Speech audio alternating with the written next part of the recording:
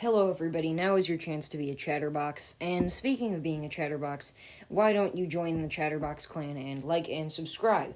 It helps out a lot, and it's not too hard. I mean, unless you're not signed into the Google account. Don't you hate it when that happens? Okay, well, now, what I want to talk about today is what made the Sans fight so great. So, without further ado, let's get into it.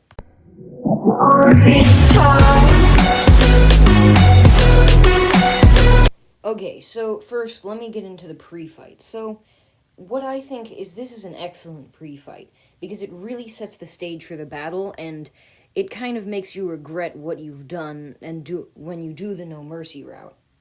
I don't know how to pronounce that.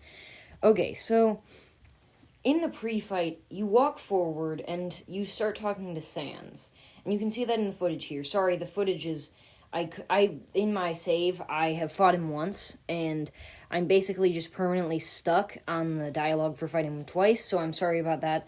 But it still gets the point across. So he starts by talking to you about what you've done and why it's not good, and then he gives you a choice. He says, if you take another step forward, then you're going to have a bad time. He's not going to just give you a bad time. Get it? Bad time meme. So, it's not like he's just going to go ahead and kill you. He's actually giving you the choice to listen to what he has to say, except Chara takes control, presumably, and she steps forward, and then you're basically just telling Sans that you are willing to fight him and you're going to fight him. So he's giving you this choice, but you're denying the choice. So, next, I wanted to talk about why this adds to his character. So, his character's pretty interesting, because it starts out just being regular, and he's just an old, lazy, joking skeleton, except this changes, and this, when he gives you this choice, it really shows that he's not really just gonna kill you because you didn't do anything. He's only gonna kill you when he realizes that he needs to. And, I think this really makes the fight really good, and, it really sets the stakes for, he's basically one of the only people left in the underground, and he knows what's gonna happen. He knows you're gonna destroy the timeline if you fight him and stuff, then, so that's the only reason why you fight him, and he fights you. So,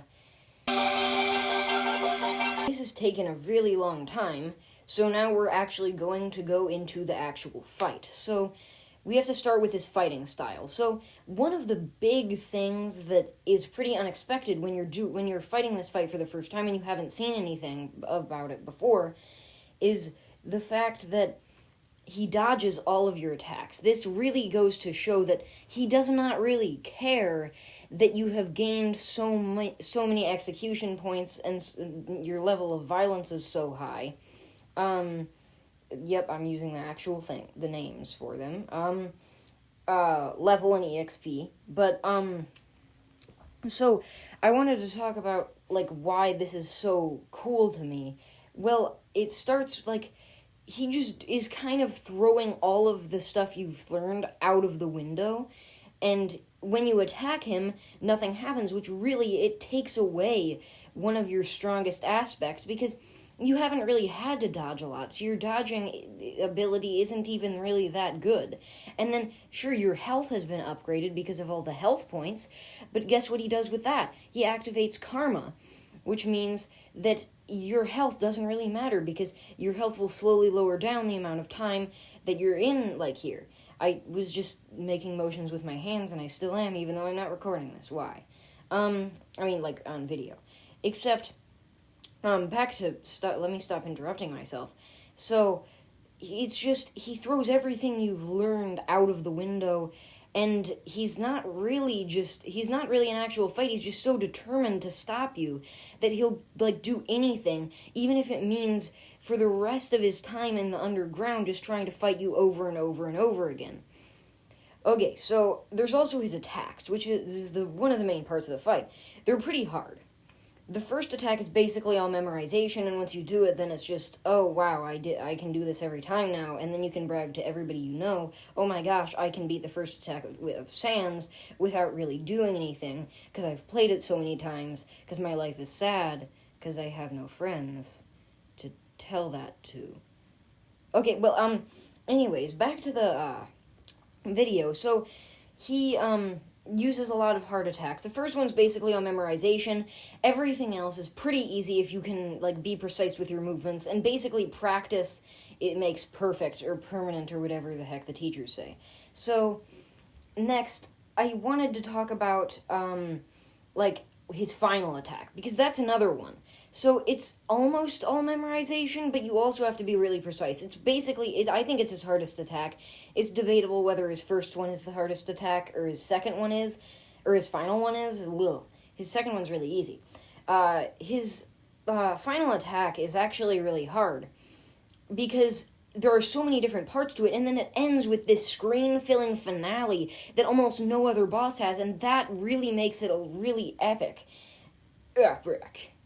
Sick. It makes it an epic and sick, finale, and that's pretty cool and stuff, and all that jazz filler. Well, on to the next section. Okay, so now we're going to talk about the main thing about the Sans fight, the music. Megalovania. Yeah, that was an epic reinterpretation of Megalovania. But in all seriousness, I actually think about this track way more than I actually need to, because I have no friends and all that stuff.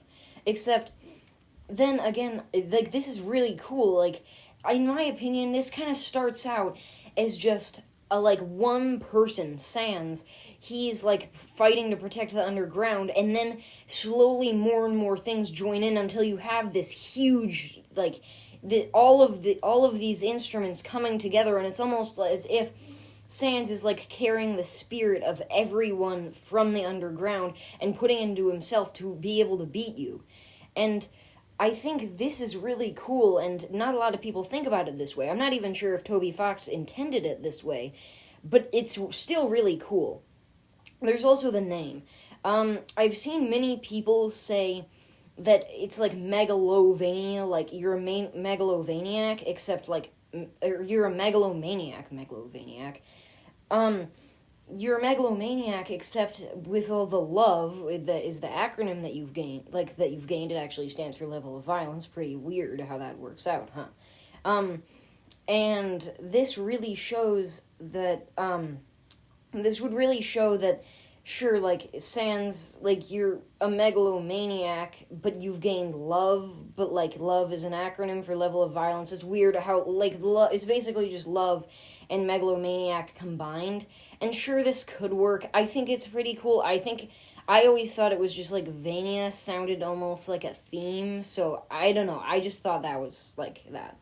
Also, this track has no light motifs. I don't know how to pronounce it, I think it's that.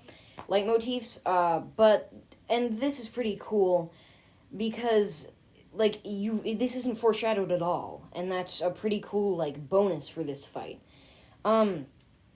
Next, I wanted to get into, like, whose theme is this? Now, some person said that it was Char's. I definitely disagree with this, because, first of all, why, and then second of all, like, it's Toby Fox said it himself. This is just a theme for this final battle. And I would say that my theory on this is pretty in line with what he said, because my theory is that this is Sans' theme after you've done the No Mercy route. I don't know. This is his theme after you've done all that. And I feel like that really adds to, like, his character arc as a character. Your mom is a character. Not really. But I just wanted to put one joke in there that was dumb. All of the jokes are dumb, but, like... Okay, next, we're going to get into the way he dies, which is a huge section. Okay, on to that. Okay, so now on to his death. So, basically you've been grinding this fight for so long, you don't even really care about him as a character anymore. Like, he's basically just done. Like, you don't like him as a character. You're basically just trying it over and over again. You're just trying to beat him. Except it's super hard, so eventually the emotion just fades away. But then it all comes rushing back once you kill him, and Toby Fox is a genius for doing this, because after you've completed such a hard task, he just goes ahead and makes you feel bad about it, because you're supposed to. That's the point of the game. The game is trying to tell you that violence isn't the, like, solution, and there's always a way to, like, to handle something without violence, and the game really shows you that what you did was wrong, because he walks off screen and says, well, I'm going to Grillby's, which is a restaurant and stuff, and then he says, Papyrus, do you want anything? As if he's gonna pass away and be able to see his brother, which is a really sad thing, and I think that's pretty cool, like, that Toby Fox was able to do that, because nobody is mad that, like, oh, I beat him, he's so stupid. They all immediately feel bad for him, and they wish they didn't do that, and they wish they didn't kill everybody, they wish they had done, like, pacifist or neutral, because he really does a good job in making you feel sad, but that, in my opinion, is what makes the death for Sans so great, because it's sad, and it's, like, not very spectacular. But yeah. Okay, everybody, so that was the video. I think that this is what makes Sans such a good fight, and I don't know, I just feel like he's a really good fight in a really good game. So I would just like to thank you guys for watching, and please like and subscribe, and goodbye. Why are you still here? You were supposed to leave. The entertainment's gonna end now. Why are you still here? If you're still here, why don't you just like and subscribe? Yeah, why don't you just do that? Then you would be able to be a chatterbox, like, you know, like Spamton, except not Big Shot Chatterbox, but, bye? Hello? Nobody there? Okay, well, I'm out. See you guys next Friday, and also have a good Friday. Goodbye.